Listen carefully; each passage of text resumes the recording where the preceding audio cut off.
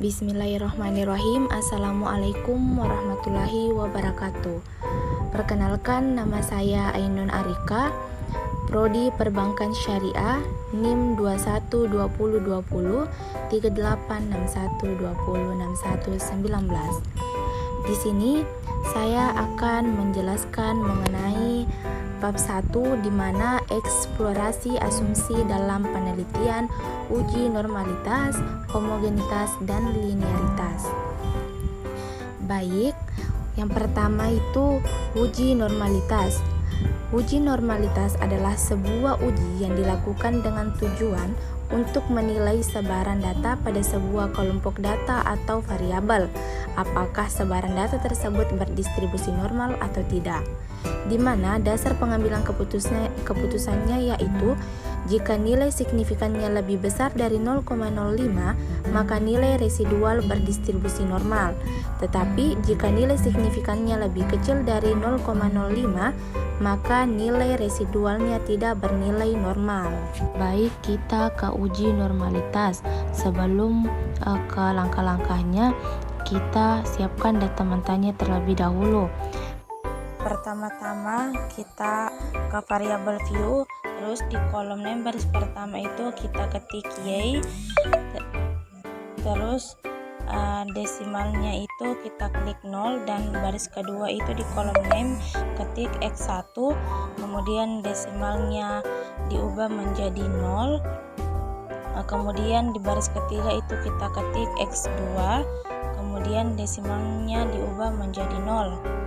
Setelah itu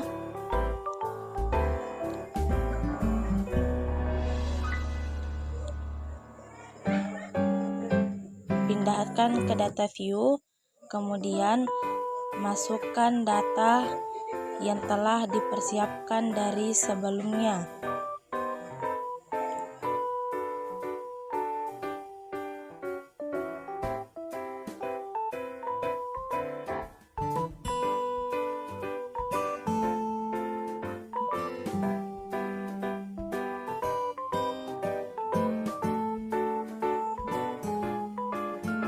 Nah, setelah memasukkan data, simpan data, kemudian dengan nama file normalitas pertama, kemudian save.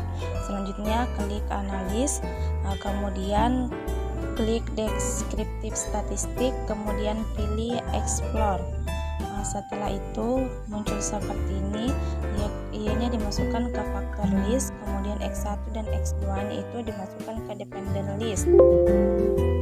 Setelah itu klik plots, kemudian centang normalities plot with test, kemudian klik continue dan oke. Nah,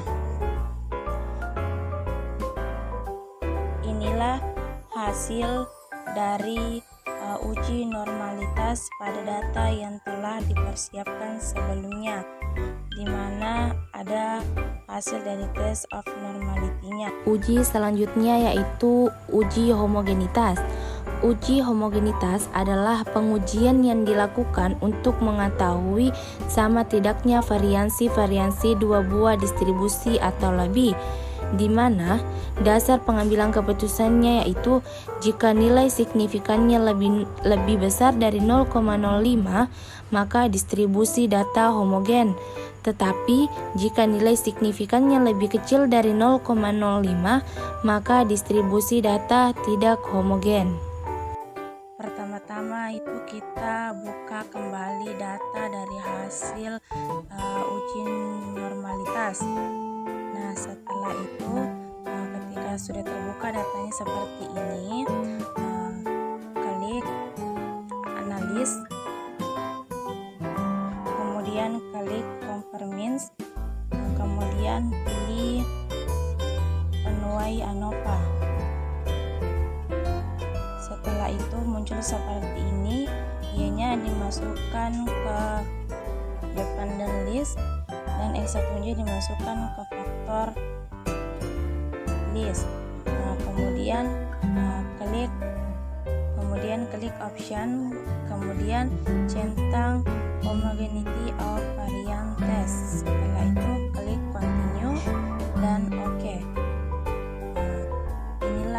hasil dari uji homogenitas pada data yang telah dipersiapkan. Untuk uji terakhir yaitu uji linearitas, di mana uji linearitas ini bertujuan untuk mengetahui apakah dua variabel atau lebih yang diuji mempunyai hubungan yang linear atau tidak secara signifikan. Uji ini biasa digunakan sebagai persyarat dalam analisis kolerasi atau regresi linear, di mana uji linearitas terdapat dasar pengambilan keputusannya itu yang pertama, jika nilai signifikannya deviation from linearity lebih besar dari 0,05, maka terdapat hubungan yang linear antara variabel bebas dengan variabel terikat. Tetapi jika nilai signifikannya deviation for linearity lebih kecil dari 0,05, maka tidak terdapat hubungan yang linear antara variabel bebas dengan variabel terikat.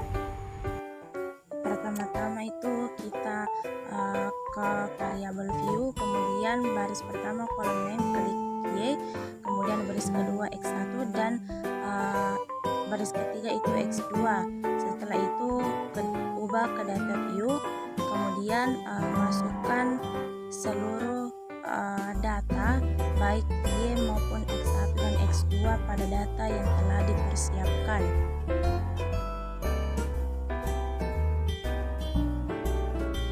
Setelah semua data sudah masuk, kemudian klik analis, kemudian pilih conformance dan means. Setelah itu muncul seperti ini, Y-nya itu kamu masukkan ke dependent list dan X1-nya dan X2-nya dimasukkan ke independent list. Kemudian klik option, kemudian centang test for linearity. Kemudian klik continue dan OK. Nah, inilah hasil dari uji linear pada data yang telah dipersiapkan, di mana terdapat ANOVA table pada X1 dan ANOVA table pada X2 yang telah tertera pada data tersebut. Nah, untuk uji atau analisis di bab selanjutnya yaitu bab 2, di mana judulnya analisis regresi linear berganda dan analisis regresi logistik. Yang pertama itu analisis regresi linear berganda. Analisis regresi linear merupakan salah satu alat dalam statistika yang digunakan untuk mengetahui ada atau tidaknya hubungan variabel bebas terhadap variabel tidak bebas atau respons, di mana tujuan dari analisis regresi berganda adalah untuk mengetahui signifikan pengaruh variabel prediktor terhadap variabel dependen, sehingga dapat memuat prediksi yang tepat. Nah, pertama-tama itu kita masukkan seluruh data pada data view yang telah dipersiapkan datanya. Setelah itu klik analis, kemudian klik regression dan linear. Setelah itu pada X1 dengan X2 di mana perpajakan dengan kedisiplinan itu kita masukkan ke independent X. Kemudian Y-nya itu kita masukkan ke dependent. Kemudian kita klik enter. Setelah itu klik statistik, kemudian centang pada gambar tersebut. Setelah itu klik continue dan OK. Nah, inilah hasil dari analisis regresi linear berganda, di mana terdapat variabel pada gambar tersebut dan model summary yang mana dapat kita lihat pada layar tersebut. Dan adapun tabel ANOVA pada hasil analisis regresi linear berganda. Dan yang terakhir terdapat hasil coefficients pada analisis regresi linear berganda. Nah, dari semua tabel pada hasil analisis regresi linear berganda itu dapat memuat hasil yang diinginkan. Baik, untuk analisis kedua yaitu analisis regresi logistik. Analisis regresi logistik sama halnya dengan regresi linear, namun dengan variabel respons independen berupa biner.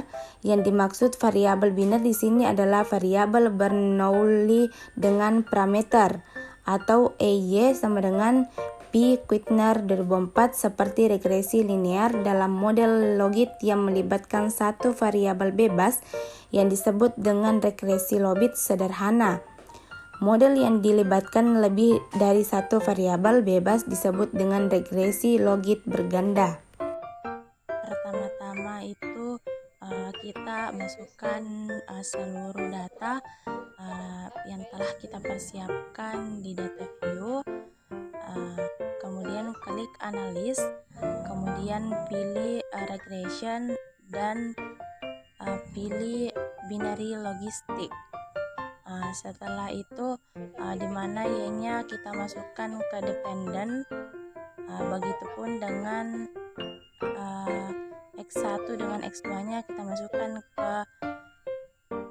pada layar tersebut.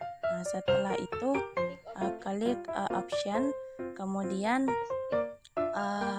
centang semua bagian yang telah ditujukan pada layar tersebut. Ikuti dan perhatikan baik-baik apa yang harus dicentang. Setelah itu klik continue dan OK. Inilah hasil dari analisis regresi logistik, di mana yang pertama itu terdapat expression summary sesuai pada layar tersebut.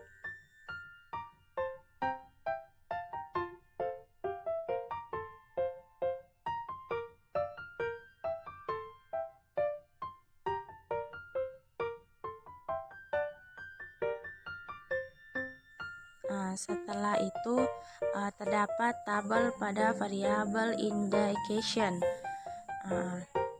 Bisa kita perhatikan pada layar dan hasil yang telah kita uji sebelumnya.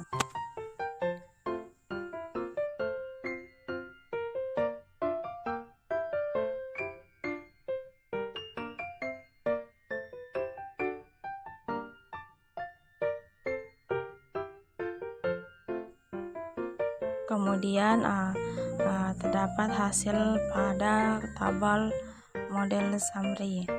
Bisa kita perhatikan pada layar atau pembahasan pada pengujian tersebut, di mana hasilnya itu mampu menjelaskan lebih dari 0,65. Nah, itulah tadi mengenai penjelasan materi bab 1 dengan bab 2, di mana bab 1 itu menguji normalitas, homogenitas dengan linearitas, sedangkan bab 2 itu menganalisis regresi linear berganda maupun analisis linear logistik. Lebih dan kurangnya mohon dimaafkan. Wassalamualaikum warahmatullahi wabarakatuh.